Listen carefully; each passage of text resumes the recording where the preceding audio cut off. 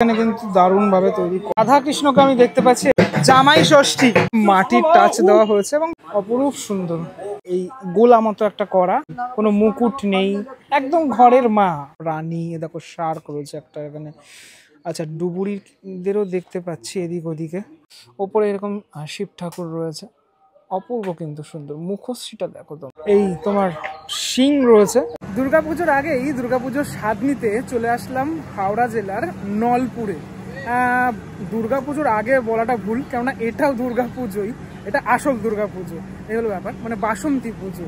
নলপুরে বাসন্তী পুজো বিখ্যাত। এই হলো নলপুর স্টেশন। এবার কিভাবে আসবে এই নলপুরে? হাওড়া রেলওয়ে স্টেশন, এখান থেকে নলপুর রিটার্নের টিকিট কেটে নিলাম, 20 টাকা নিল। নলপুর যাওয়ার গাড়ি হাওড়া, খড়গপুর, মেদিনীপুর, পাঁশকুড়া, এই গাড়িগুলো, বালিচক, এই গাড়িগুলো গিয়ে থাকে। এই স্টেশন থেকে এই 4 নম্বরের দিকে, মানে এই 3 নম্বরের পরে এই যে স্টেশন, এই যে প্ল্যাটফর্মটা রয়েছে, 4 নম্বরের দিকে এই ওভারব্রিজ দিয়ে পার হয়ে তারপর এখান থেকে যেতে হবে রঘুদেব বাটি। হাঁটতে হাঁটতে চলে আসলাম প্রথম পুজোটাতে। মনোহরপুর গ্রামবাসী বৃন্দ, এদের এবছরের যে ভাবনা সেটা হচ্ছে 12 মাসে 13 পার্বণ। আপনি চাইলে টোটোতেও আসতে পারেন। শুরু হচ্ছে এখান থেকে মণ্ডপটা আর কি। ঢাকের আওয়াজটা হালকা হালকা শোনা যাচ্ছে, সেটা দেখাবো। এই যে এই রাস্তার ওপরে হচ্ছে পুজোটা আর কি, একটা জায়গাটাতে।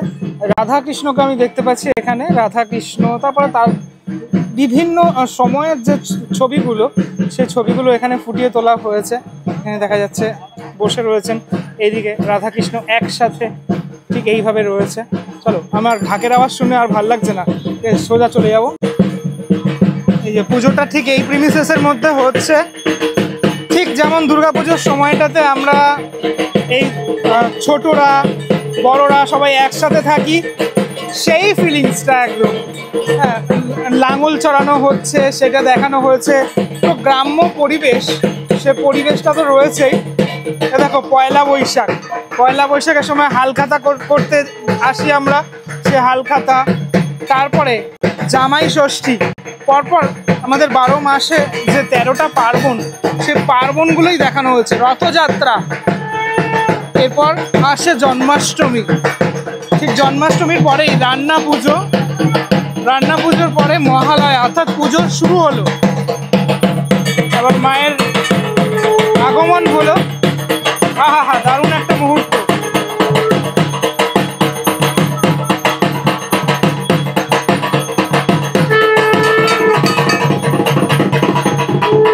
মায়ের প্রতিমাটিও কিন্তু অত্যন্ত সুন্দর।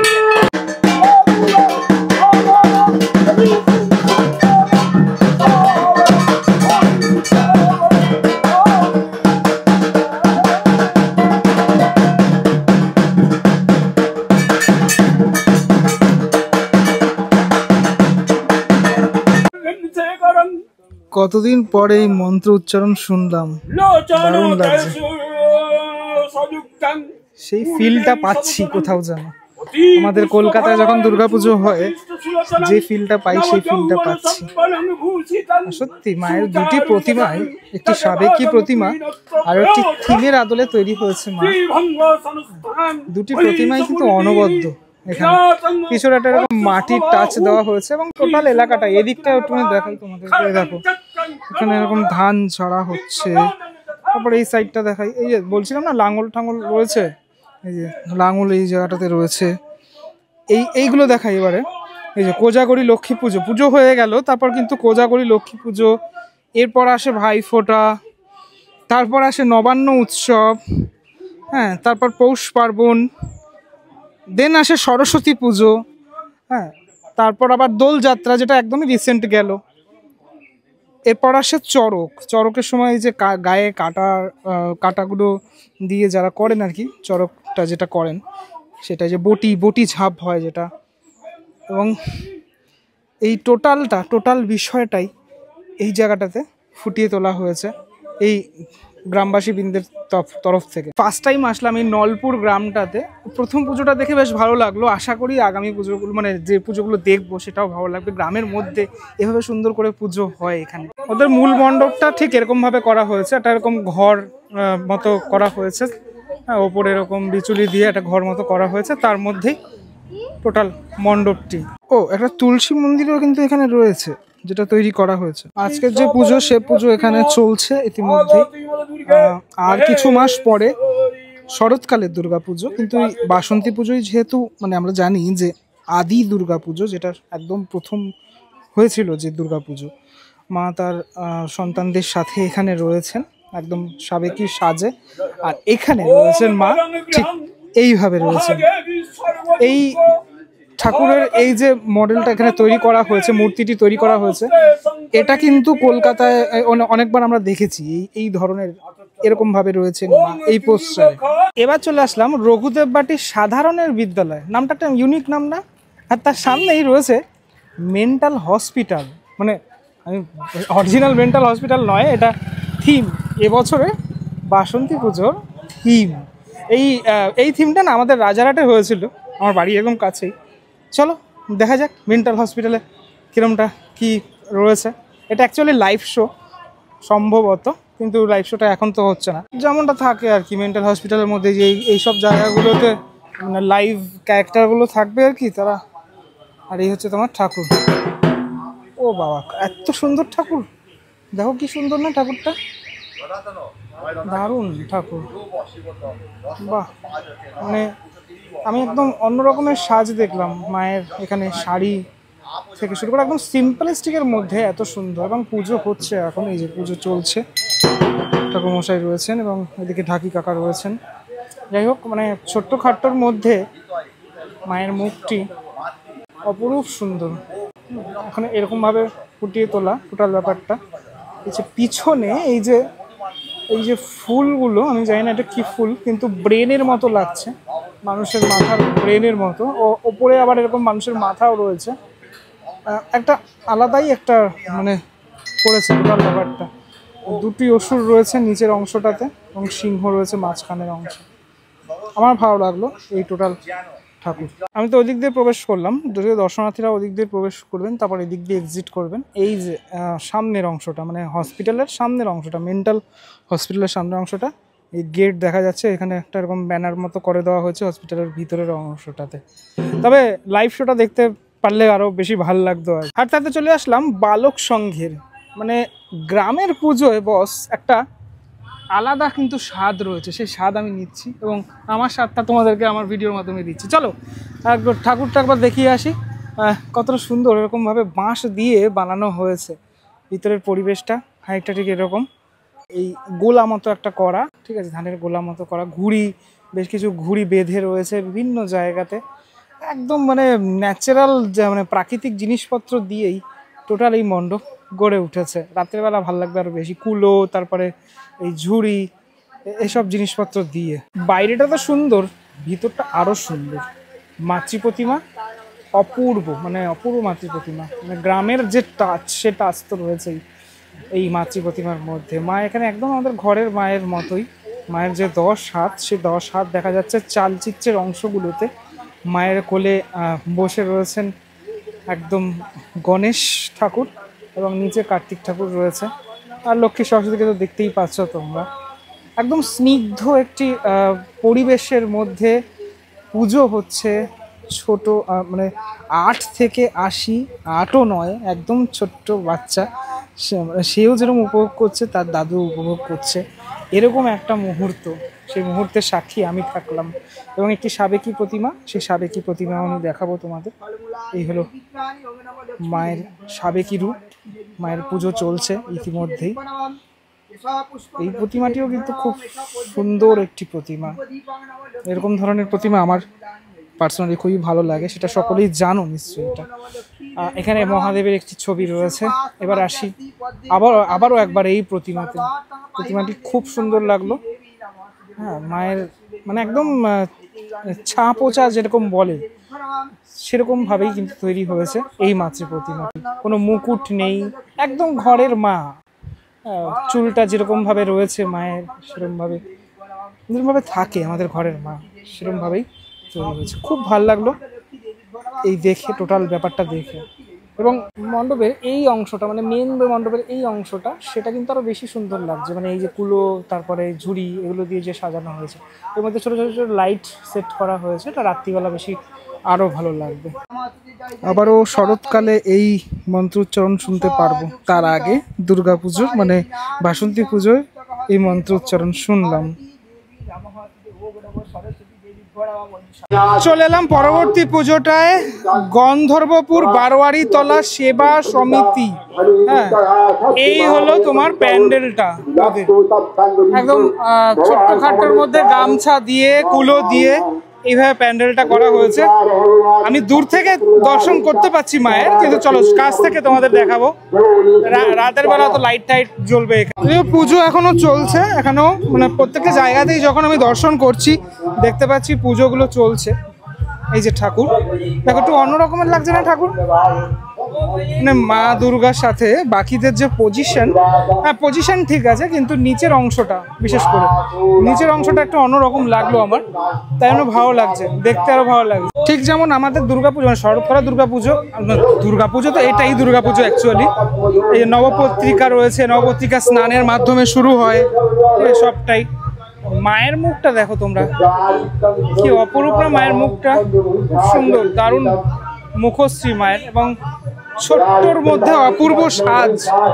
এই সাজটা কিন্তু সত্যি সুন্দর, প্রত্যেকের যে সাজ একটা গ্রাম্য ছোঁয়া, সে ছোঁয়া যেন রয়েছে এই টোটাল মাতৃ প্রতিমায়। দুজন পুরোহিত মশাই রয়েছেন, সাথে সাথে এখানে তিনজন রয়েছেন অ্যাকচুয়ালি। ঘর থেকে শুরু করে বিভিন্ন যে পুজোর সামগ্রী, সে পুজোর সামগ্রী এদিকে ওদিকে রয়েছে। আরো একবার দর্শন করাই মাতৃ প্রতিমার। চলে আসলাম ব্রাহ্মণপাড়ার যুবক বৃন্দেতে। ইন্ডিয়ান ক্রিকেট টিমকে নিয়ে এবছর করা হয়েছে টোটাল যে প্যান্ডেলটা, অনেককে দেখা যাচ্ছে এখানে।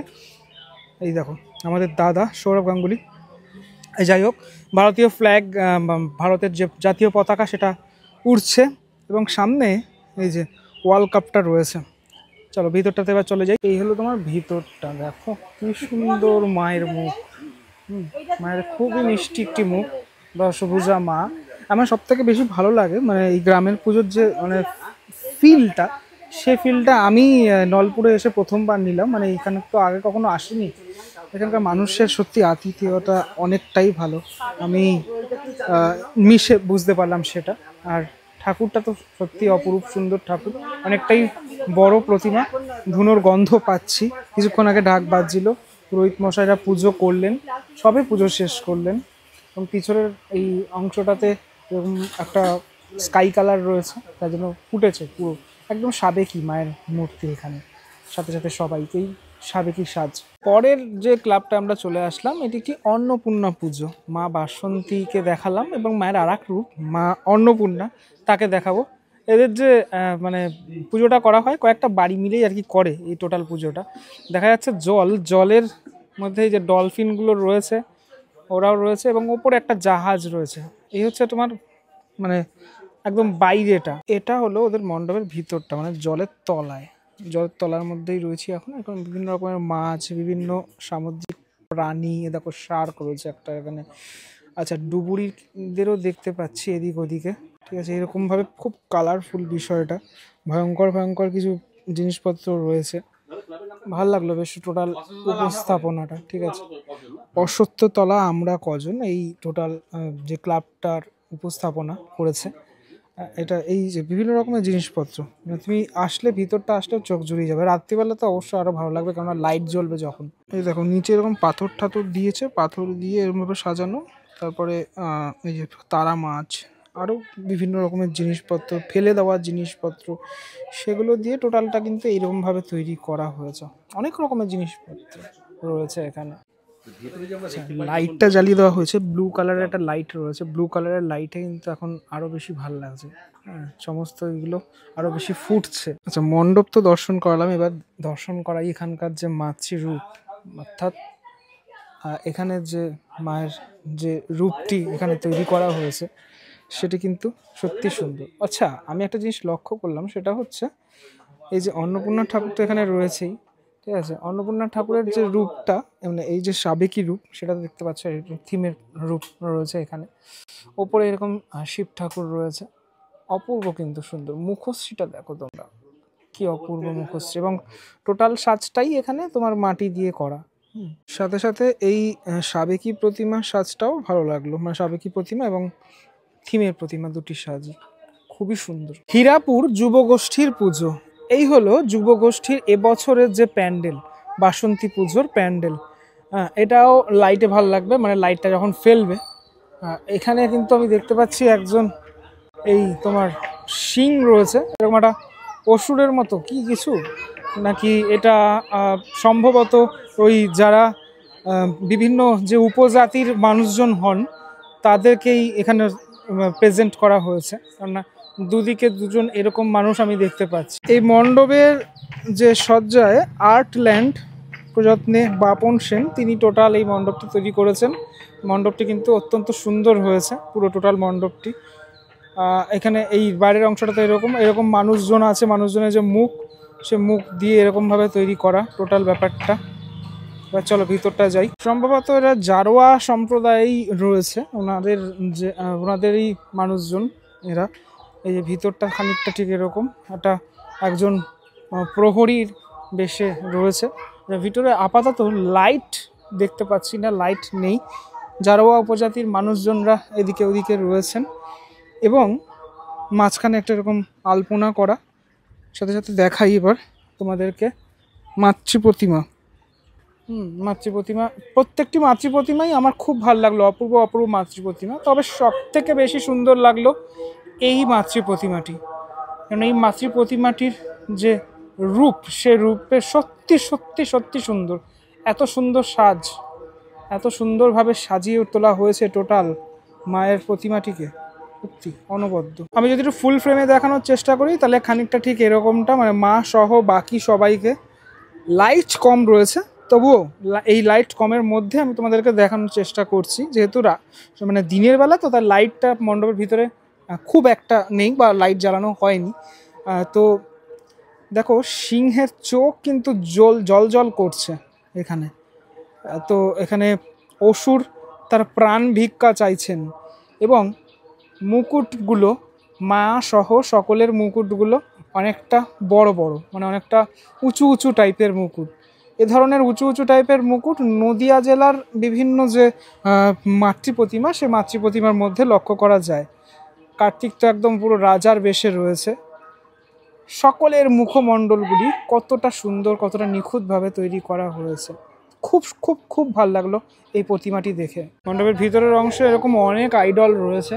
ওপরের দিকটা এরকম বিভিন্ন দাঁত দিয়ে, তারপরে এই ধরনের জিনিসপত্র দিয়ে, এরকম এটা মনে হয় বাঁশের চটা দিয়ে এরকম কিছু বানানো, এইগুলো দিয়ে বানানো ভিতরের অংশটা টোটালটা। চলে আসলাম বুলেট সঙ্গে। এই যে বুলেট সঙ্গের এবছরের মণ্ডপটি, মণ্ডপের একদম সামনে দেখতে পাচ্ছি যে মহাদেবের মুখমণ্ডল, এখানে ছবি রয়েছে একটা।